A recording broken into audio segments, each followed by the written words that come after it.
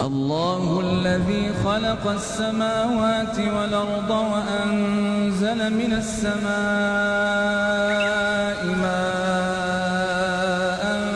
فأخرج به من الثمرات رزقا لكم وسخر لكم الفلك لتجري في البحر بأمره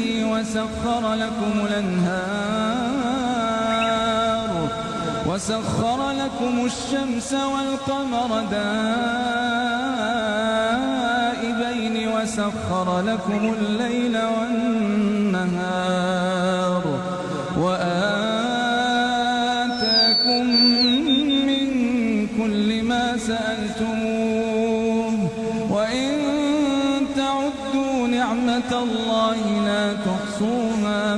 إن الإنسان لظلوم كفار وإذ قال إبراهيم رب اجعل هذا البلد آمنا واجنبني وبني أن نعبد الأصنام رب إنهن أضللن كثيرا من الناس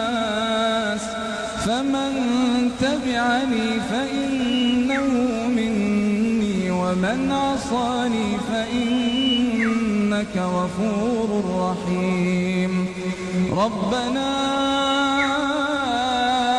إني أسكنت من ذريتي بواد غير ذي زرع عند بيتك المحرم ربنا ليقيموا الصلاة فاجعل أفئدة من الناس تهوي إليهم وارزقهم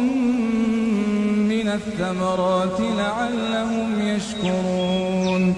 ربنا